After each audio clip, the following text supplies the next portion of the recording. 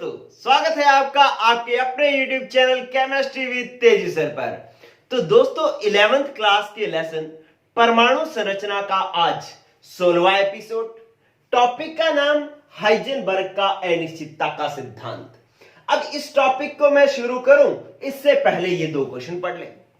आप चाहे video pause करके एक बार दो क्वेश्चन पढ़ लें और फिर ये फील कर लें कि अगर ऐसे न्यूमेरिकल्स आपको सॉल्व करने हैं तो ये टॉपिक आपको सीखना पड़ेगा और वीडियो को बिना स्किप किए पूरी वीडियो को देखना पड़ेगा। तो शुरू कर रहा हूं हाइजेनबर्ग का अनिश्चितता का सिद्धांत। देखिए बिल्कुल साफ सुथरी सी बात बता रहा हूं। देखिए पहली बात समझे, ये कोई परमाणु है जिसके अंदर बीचों बीच में नाभिक है और बाहर इलेक्ट्रॉन वर्ताकार पथ में गति कर रहा है। ये इलेक्ट्रॉन वर्ताकार पथ में गति कर रहा है। तो इस इलेक्ट्रॉन को देखो तो आप दो चीजें कह सकते हैं कि एक तो ये सूक्ष्मतम कण है जिसको सूक्ष्मदर्शी द्वारा देखा जाएगा। एक तो ये सूक्ष्मतम कण है और एक ये गतिशील कण है। गतिशील कण है। दो चीजें हैं इसके अंदर, इलेक्ट्रॉन के अंदर। एक तो ये बहुत छोटा है और एक ये गतिशील है। अगर मैं इस सूक्ष्मतम गतिशील कण की स्थिति व संवेग दोनों एक साथ ज्ञात करना चाहूं ना, दोनों एक साथ ज्ञात करना चाहूं या दोनों एक साथ ज्ञात करना चाहूं तो वो मैं बिल्कुल सही ज्ञात नहीं कर सकता। अगर मैं दोनों एक साथ ज्ञात करूंगा तो कुछ ना कुछ गलती रहेगी। तो स्थिति व संवेग दोनों एक साथ यथार्थता से ज्ञात नहीं किए जा सकते। ठीक है, तो ये बात पहले आप समझ रहे हैं कि यार एक छोटा सा कण है जो गतिशील है, इस कण की स्थिति और संवेग में दोनों एक साथ ज्ञात करना चाहूं तो यथार्थता से ज्ञात नहीं कर सकते। यथार्थता शब्द का मतलब होता है सही ज्ञात नहीं कर सकते। अगर मैं इसको ज्ञात करने की कोशिश करूंगा तो स्थिति और संवेग दोनों में ही थोड़ी कुछ ना कुछ गलती हो जाएगी। तो यही है हाइजेनबर्ग का अनिश्चितता का सिद्धांत। अगर आपसे जैसे 11th के अंदर ये क्वेश्चन पैट है, बहुत बार आ जाता है कि हाइजेनबर्ग की अनिश्चितता का सिद्धांत लिखो, तो आप कहेंगे किसी सूक्ष्मतम व गतिशील कण की स्थिति व संवेग दोनों एक साथ यथार्थता से ज्ञात नहीं किए जा सकते। यही हाइजेनबर्ग का अनिश्चितता का सिद्धांत है। तो आपके पास हाइजेनबर्ग की अनिश्चितता का सिद्धांत का स्टेटमेंट जो है वो आपके पास हो गया। चलिए अब बात करते हैं नेक्स्ट। तो इसके लिए हाइजेनबर्ग ने एक समीकरण दी जिसे हम हाइजेनबर्ग की अनिश्चितता की समीकरण कहते हैं। क्या कहते हैं? हाइजेनबर्ग की अनिश्चितता की समीकरण कहते हैं। अब ये समीकरण क्या होती है? ये कहता है कि del x into del p x is greater than equal to h upon 4 pi. ये समीकरण दी इन्होंने। और ये समीकरण क्या है? ये समीकरण है, इसके अंदर del x into del p x is equal greater than equal to h upon में 4 पाई। अब इसके अंदर डेल एक्स क्या है? डेल एक्स है स्थिति में अनिश्चितता, और जो आपके पास डेल पी एक्स है वो है संवेग में अनिश्चितता। अब भाई ये अनिश्चितता बहुत बार आ रहा है। इस अनिश्चितता शब्द का अर्थ क्या है? समझे बात कि अनिश्चितता का मतलब होता है गलती। अनिश्चितता का मतलब क्या होता है? गलती। तो हाइजेनबर्ग ने गलती का ही सिद्धांत दिया। उसने कहा कि भाई अगर आप सूक्ष्मतम गतिशील कण का स्थिति और संवेग दोनों एक साथ ज्ञात करोगे तो आपसे गलती होगी। यह गलती का सिद्धांत है। अब इसने गलती की समीकरण दी, क्या है? Del x into del p x. Del x क्या है? स्थिति में अनिश्चितता, मतलब स्थिति ज्ञात करने में की गई गलती। अनिश्चितता मतलब गलती। स्थिति ज्ञात करने में जो की गई गलती है और संवेग ज्ञात करने में की गई जो गलती है, इन दोनों का गुणा कम से कम h बटा में 4 पाई के बराबर तो होगा ही होगा, इससे ज्यादा भले ही हो। इस साइन का, इस चिन्ह का मतलब क्या होता है? ग्रेटर देन इक्वल टू का मतलब क्या होता है? इसका निशान जो है ऐसे लगा है, इसका मतलब या तो इससे ये बड़ा होगा, ये साथ में ये लगा दिया, इसका मतलब या फिर ये इसके बराबर होगा। मतलब स्थिति ज्ञात करने में गलती और संवेग ज्ञात करने में गलती का गुणा जो है वो कम से कम h बटा में 4 पाई के बराबर तो होगा ही होगा, इससे ज्यादा भले ही हो। तो ये है अपने पास अनिश्चितता की समीकरण। अब बात समझें कि मैं स्टार डाल करके लिख रहा हूं, आपको ये समझ में आ गई ना बात? अनिश्चितता का मतलब क्या है? गलती। ये भी गलती, आप चाहे ब्रैकेट में लिख लेना ताकि जो है आपको बाद में ध्यान रहे जब आप रिवाइज करें, आप इन नोट्स को जब रिवाइज करें। चलिए अब आपको बात समझनी है कि अगर मैं कहूं कि भाई कम से कम गलती की, तो कम से कम गलती h अपॉन में 4 पाई के बराबर तो होती है। तो इस समीकरण को मैं ऐसे लिख सकता हूं, del x into del p x बराबर h बटा में 4 पाई, मतलब कम से कम जो है वो इतनी गलती तो होगी ही होगी। 4 पाई का मतलब सोने वाली 4 पाई नहीं है, 4 और पाई है। ठीक है, अब समझे बात। नेक्स्ट क्या कह रहा है कि आपको पता होना चाहिए। अब इस समीकरण को अपने और बढ़ा रहे हैं। क्या बढ़ा रहे हैं? पहले अपने यूं देख लेते हैं कि इसी समीकरण को ऐसे लिखो। ये वेरी वेरी इंपॉर्टेंट समीकरण है, क्योंकि जितने भी न्यूमेरिकल होंगे वो इस समीकरण से होंगे कि स्थिति ज्ञात करने में की गई गलती और संवेग ज्ञात करने में की गई गलती का गुणा h बटा में 4 पाई के बराबर तो होगा ही होगा। अब बात समझे नेक्स्ट कि भाई आपके पास h क्या है? h क्या है, या पहले इस समीकरण को सॉल्व कर लेते हैं। संवेग क्या होता है? चूंकि P इज इक्वल टू होता है हमारे पास, चूंकि P इज इक्वल टू होता है mv, संवेग बराबर होता है द्रव्यमान और वेग के गुणनफल को संवेग कहते हैं। अगर मैंने डेल P लगा दिया, डेल P डेल क्या कब लगता है? जब परिवर्तन को प्रदर्शित करे। ये डेल्टा कब लगता है? जब परिवर्तन हो। तो ये संवेग में परिवर्तन हो गया। तो अब द्रव्यमान में तो परिवर्तन होता नहीं है, द्रव्यमान तो जिसका जितना है उतना ही रहेगा, तो द्रव्यमान के आगे डेल नहीं लगेगा, ये तो m ही रहेगा। लेकिन वेग बदल सकता है, इसलिए इसके आगे लगेगा डेल्टा v। तो P इक्वल टू होता है mv और डेल P इक्वल टू होता है m डेल्टा v। m के आगे डेल्टा नहीं आता, ना यहां पे डेल्टा mv नहीं आता, ये आता है m डेल्टा v, क्योंकि द्रव्यमान जो है वो स्थिर रहता है, वेग परिवर्तित हो सकता है। तो डेल्टा जो है वो परिवर्तन को ही प्रदर्शित करता है, इसलिए डेल्टा यहां पर v के आगे लगा है, यहां पे P के आगे लगा है, लेकिन m के आगे नहीं लगा। अब इसका मतलब डेल्टा पी एक्स की जगह अपने ये मान रख सकते हैं। तो आपके पास यही समीकरण ऐसे हो जाएगी कि del x into m del v is equal to h बटा में 4 पाई। ठीक है, तो ये वाली समीकरण भी आपको वेरी वेरी इंपॉर्टेंट है, याद रखनी है, ऐसे न्यूमेरिकल करने हैं। तो चलिए और समझे बात। और क्या है कि अगर आप यहां पर ऐसे करें कि आपको जो डेल्टा एक्स है वो ज्ञात करना हो, डेल्टा एक्स ज्ञात करना हो, मतलब स्थिति में अनिश्चितता ज्ञात करनी हो, तो m डेल्टा v को तिरछा गुणा कर दो। तो इसका मतलब ये समीकरण भी अपने को कभी काम में आ जाएगी। ठीक है, ये वाली समीकरण कभी काम में आ जाएगी आपको, जब आपको कह देगा कि भाई वेग में अनिश्चितता इतनी है या संवेग में अनिश्चितता इतनी है, तो स्थिति में अनिश्चितता कितनी होगी। तो आप स्थिति में अनिश्चितता निकालनी, तो ये बटा में ले जाओ, तो ये समीकरण आ जाएगी। इसका मतलब ये समीकरण भी अपने को कभी काम में आएगी। और एक और समीकरण लिख देता हूं मैं, अगर वो आपको संवेग में अनिश्चितता पूछ ले या वेग में अनिश्चितता पूछ ले, ये डेल वी क्या है? वेग में अनिश्चितता, तो आपको क्या करना पड़ेगा? तो आपको करना पड़ेगा del v is equal to, अगर आपने निकालना हो तो आपके पास हो जाएगा h बटा में 4 पाई, और ये डेल x तिरछा गुणा में आ जाएगा, ये लो डेल x, और ये द्रव्यमान भी तिरछा गुणा में आ जाएगा इंटू m। तो इसका मतलब है ये समीकरण हो जाएगी आपके पास क्या? Del v is equal to h बटा में 4 pi del x into m। तो इस तरीके से ये वाला ही समीकरण भी आपको काम में आ सकती है। और अगर आपको संवेग में अनिश्चितता ज्ञात करनी है, डेल पी एक्स, तो आप h बटा में 4 पाई डेल x, ये इससे भी ये वाली समीकरण बना करके ये भी आप काम में ले सकते हो।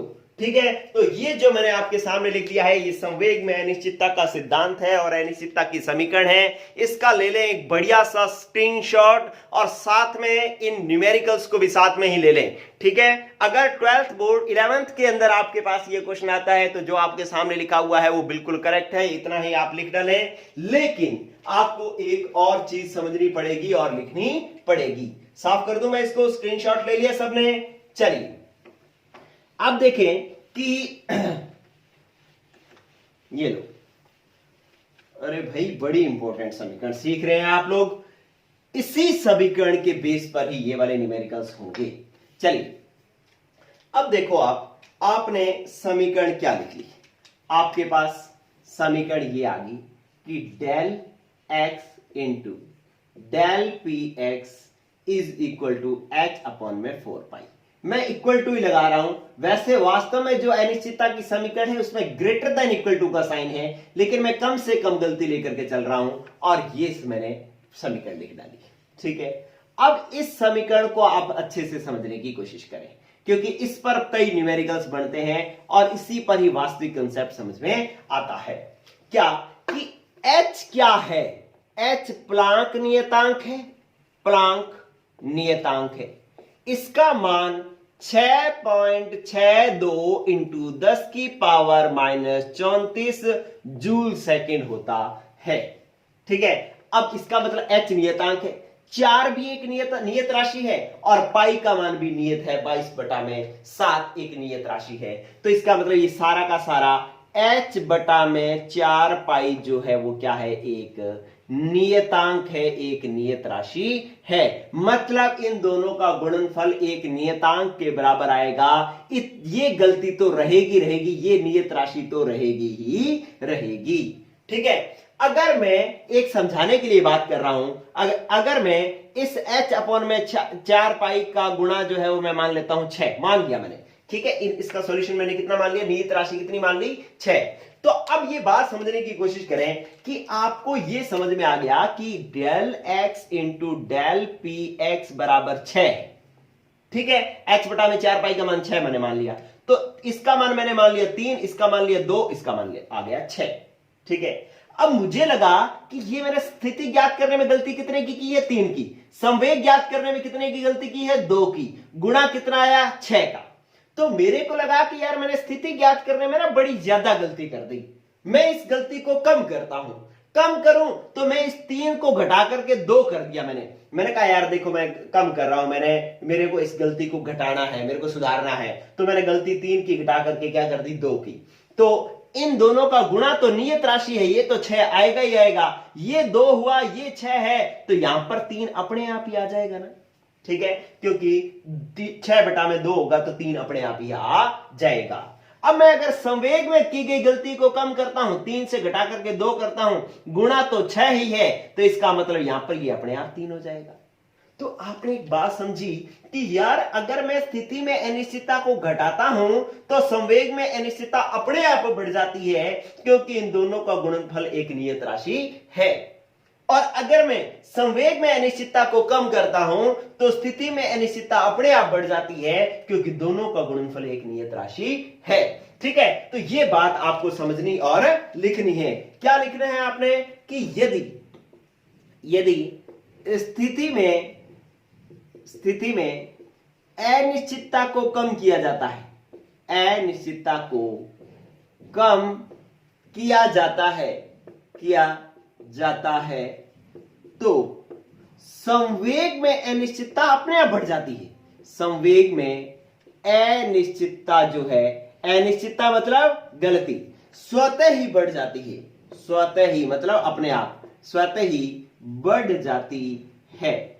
ठीक है, तो इससे अब इसी बात को आप उल्टा करके भी लिख सकते हैं। क्यों बढ़ जाती है, क्योंकि दोनों का गुणनफल जो है वो क्या है, गुणनफल एक नियत राशि क्या, h/4 पाई होती है।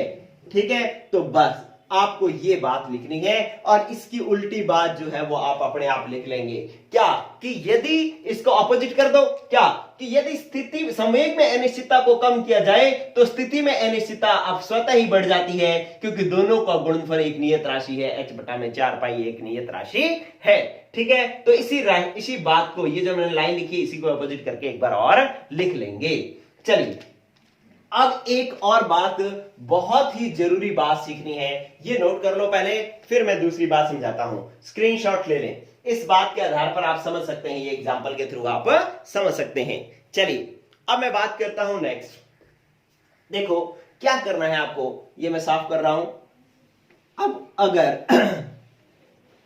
इधर देखो, अब आप कहो कि सर अब गलती कम करने का टाइम गया, मैं तो गलती करूंगा ही नहीं, मैं तो स्थिति ज्ञात करने में गलती करूंगा ही नहीं, तब क्या होगा? ठीक है, तो तब क्या होगा भाई, आपने स्टार डाल करके पॉइंट नंबर 1 समझा रहा हूं। आपने कहा कि सर मैं गलती, स्थिति ज्ञात करने में गलती तो 0 ही करूंगा, मैं कोई गलती नहीं करूंगा। तब क्या होगा? तब ये होगा कि 0 into del p x into h बटा में 4 पाई, तो del p x is equal to क्या हो जाएगा, h बटा में 4 पाई में किसका भाग दोगे?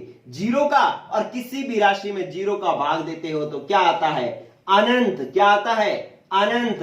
तो इसका मतलब क्या हुआ कि अगर आप स्थिति में अनिश्चितता को 0 कर दोगे तो संवेग में अनिश्चितता अनंत हो जाएगी, अधिकतम हो जाएगी, बहुत ज्यादा हो जाएगी। और दूसरी बात कि अगर आप इसका उल्टा भी कर लो कि यदि संवेग में अनिश्चितता को 0 कर दो, आपको कि सर मैं तो संवेग ज्ञात करने में कोई गलती नहीं करूंगा, कोई गलती नहीं करो, संवेग ज्ञात करने में बिल्कुल सही से ज्ञात कर लो, तो स्थिति में अनिश्चितता फिर क्या हो जाएगी? अनंत हो जाएगी। ठीक है, तो आपसे पूछा जाएगा, ये वाला प्रश्न जो है कई बार कंपटीशन में पूछा गया, स्टार डाल रहा हूं मैं इस बात को। ठीक है, जैसे एक बार तो यूं पूछा गया था कि यदि स्थिति में अनिश्चितता 0 कर दी जाए तो संवेग में अनिश्चितता होगी, ऑप्शन दे दिए, 1 होगी, 2 होगी, 3 होगी, अनंत होगी। इस तरीके से आपको ऑप्शन दे दिया, तो आपको पता लग जाना चाहिए कि स्थिति में अनिश्चितता 0 करोगे तो संवेग में अनिश्चितता अनंत हो जाएगी, या अधिकतम भी शब्द लिखा हो सकता है तो अधिकतम भी टिक कर सकते हैं। चलिए अब एक जो है आपको यूं भी क्वेश्चन आ सकता है कि भाई अगर स्थिति में अनिश्चितता या संवेग में अनिश्चितता अधिकतम कब होती है? संवेग में अनिश्चितता अधिकतम कब होती है? जब स्थिति में अनिश्चितता क्या हो? शून्य। स्थिति में अनिश्चितता क्या हो? शून्य। ठीक है, तो इस प्रकार से जो है वो आपसे क्वेश्चन पूछ सकता है। तो ये दोनों तरीके के क्वेश्चन बहुत इंपॉर्टेंट है।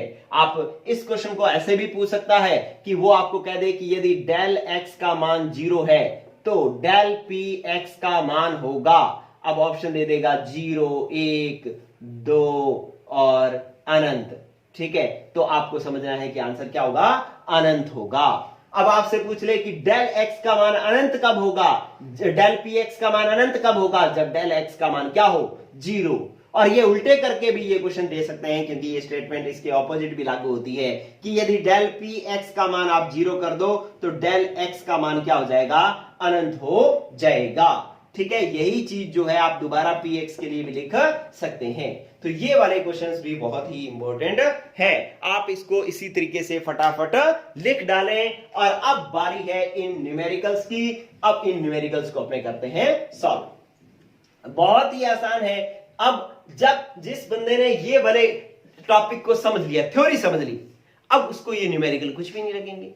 पहली बार मैंने आपको न्यूमेरिकल पढ़ने के लिए क्यों कहे? क्योंकि जब आपने न्यूमेरिकल पढ़े तब आपको लगा होगा कि पता नहीं क्या लिखा हुआ है, ये तो काला अक्षर भैंस बराबर की बात है कि भाई मेरे को तो कुछ समझ में ही नहीं आ रहा है। लेकिन अब ये न्यूमेरिकल दोबारा पढ़ो, आपको समझ में आएगा। चाहे तो वीडियो यहां पर रोक करके इसको सॉल्व करके देख लो। ठीक है, आपके ये क्वेश्चन सॉल्व होंगे। ठीक है, अगर सॉल्व कर लिए, आप टैली करना चाहते हो, मिलाना चाहते हो, तो मैं आपको करके दिखा रहा हूं, आप बाद में इस क्वेश्चन को मिला लें। इधर देखें क्या, और मुझे आंसर भी दें कि कितने बच्चे ऐसे थे जिन्होंने मेरे से पहले कर लिया था ये क्वेश्चन। अपना नाम लिख दें, अपना जो कमेंट में लिख दें कि सर मैंने तो आपसे पहले ही क्वेश्चन सॉल्व कर दिया था। शुरू कर रहा हूं मैं। देखें, ये कह रहा है, पहला क्वेश्चन कह रहा है कि इलेक्ट्रॉन का द्रव्यमान 9.1 × 10⁻31 किलोग्राम है। तथा प्लांक स्थिरांक h का मान इतना है, तो 0.1 एंगस्ट्रॉम दूरी में वेग में अनिश्चितता का मान क्या होगा। ठीक है, ये क्वेश्चन दे रखा है। अब भाई आपको समझने की कोशिश करनी है कि आपको क्या ज्ञात करने के लिए कह रहा है, वो वेग में अनिश्चितता ज्ञात करने के लिए कह रहा है। तो इसका मतलब इस समीकरण को इस तरीके से लिखना पड़ेगा आपको, del x into m del v और h बटा में 4 पाई, ये आएगा।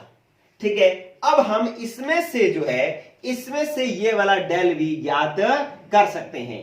कैसे ज्ञात कर सकते हैं, क्योंकि डेल वी बराबर क्या हो जाएगा, वेग में अनिश्चितता क्या हो जाएगी, डेल वी बराबर हो जाएगा h बटा में 4 पाई इंटू डेल एक्स और इंटू एम। ठीक है, तो ये आप मान रखोगे तो डेल वी का मान आ जाएगा। अब h का मान उसने दे रखा है 6.62 इंटू 10 की पावर माइनस 34 और 4 का 4 पाई का 22 बटा में 7 ऊपर चला जाएगा। x का मान दे रखा है 0.1 अंगस्ट्रॉम, अंगस्ट्रॉम दे रखा है तो आपको इसको किसमें बदलना पड़ेगा, मीटर में। और मीटर क्या होता है, 1 अंगस्ट्रॉम बराबर 10 की पावर माइनस 10 मीटर होता है। तो 0.1 को 10 की पावर माइनस 10 मीटर 10 से गुणा करोगे तो ये मीटर में मान आ जाएगा और ये स्थिति में अनिश्चितता है। आपको ये देखो, यहां पर आपको समझ में नहीं आ रहा, क्लियर कट नहीं दे रखा कि 0.1 एंगस्ट्रॉम दूरी में, तो अब ऐसे साफ साफ नहीं लिखा हुआ, आपको भ्रमित करने की कोशिश की जा रही है कि भाई ये साफ साफ उसने लिखा कि 0.01 स्थिति में अनिश्चितता है। तो आपको समझना है कि भाई जब सारी कुछ चीजें दे रखी है तो ये क्या होनी चाहिए, ये स्थिति में अनिश्चितता ही होनी चाहिए। वो दूरी दे रखी है, जितनी दूरी की वो अनिश्चितता गलती कर रहा है वो मान उसने दे रखा है, ये समझने की कोशिश करनी है। चलिए, अब m का मान कितना है, 9.1 इंटू 10 की पावर माइनस 31 किलोग्राम।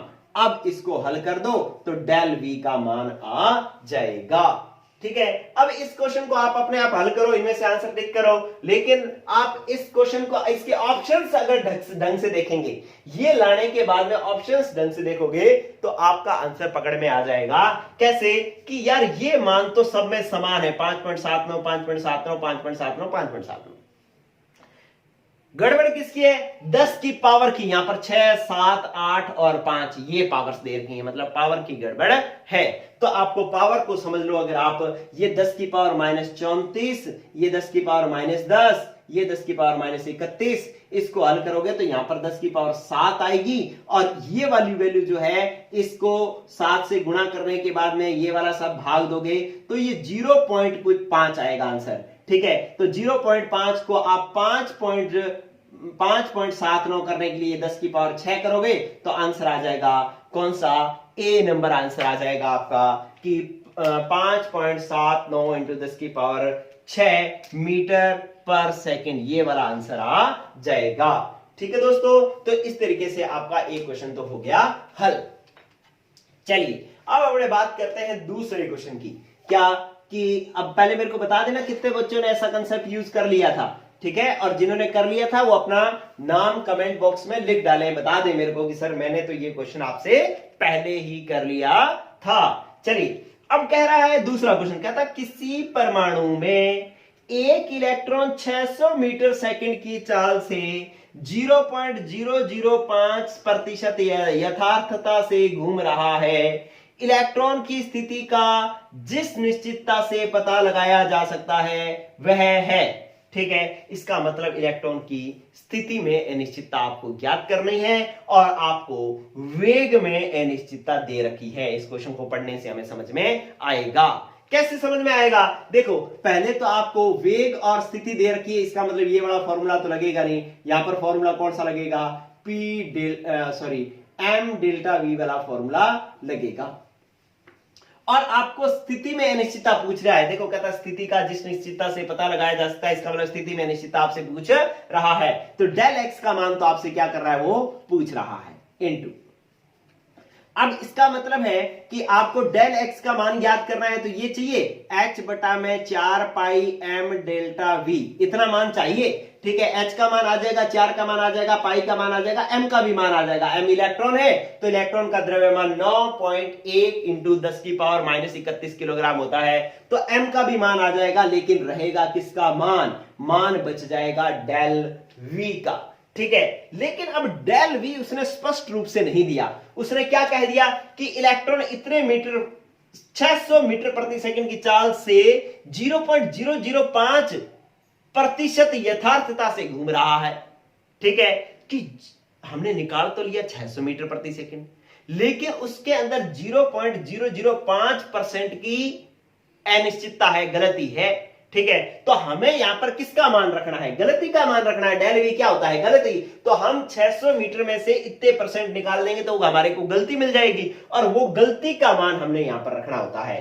तो वेग निकाला कितना था? 600। इसमें कितने परसेंट की गलती है? 0.005% की गलती है। तो परसेंट निकालोगे तो बटा में आएगा 100। इसको हल करोगे तो 0.003 मीटर प्रति सेकंड की गलती आ जाएगी। ये किसका मान आ जाएगा? डेल वी का मान आ जाएगा। 600 मीटर तो वी का मान था, और ये इतने प्रतिशत गलती थी, तो प्रतिशत 600 मीटर का इतना प्रतिशत निकाला, तो ये जो मान आया ये गलती आ गई। अब ये मान अपने यहां पर रख सकते हैं। तो अब आप रख लो 6.62 इंटू 10 की पावर -34 एच का मान हो गया 4 हो गया, पाई का मान 22/7 हो गया, और एम का मान 9.1 इंटू 10 की पावर -31 किलोग्राम हो गया, और डेल वी का मान 0.03 हो गया।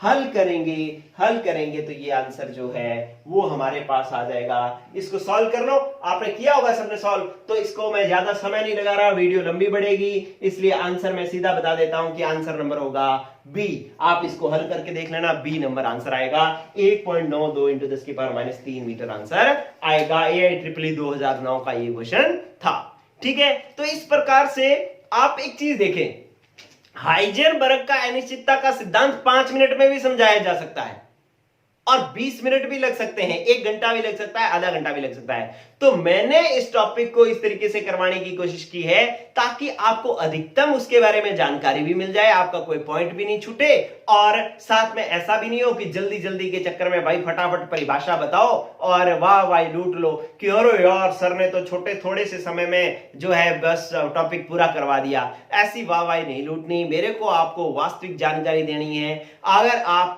कोई नहीं लेना चाहता तो वो आपकी मर्जी है, लेकिन मैं अपनी तरफ से आपको मतलब टॉपिक, थ्योरी, क्वेश्चन सब करवाने की कोशिश करता हूं। ठीक है दोस्तों, तो ये बहुत ही इंपॉर्टेंट एक टॉपिक आपका आज एक और कंप्लीट हुआ। कल हम पढ़ेंगे श्रोडिंगर तरंग समीकरण, और इसके बाद ये लेसन हो जाएगा। मतलब श्रोडिंगर तरंग समीकरण के बाद एक दो चीजें और पढ़नी है, उसके बाद ये लेसन खत्म होएगा। लगभग कम से कम जो है 5-7 अभी एपिसोड और बनेंगे, अभी 5 से 7 एपिसोड और बनेंगे इस चैप्टर के। लेकिन ये चैप्टर किसी बच्चे ने छोड़ना नहीं है, क्योंकि सारी केमिस्ट्री का बेस इसी पर टिका हुआ है। ठीक है दोस्तों, तो आज के लिए इतना ही। पढ़ते रहें, बाय।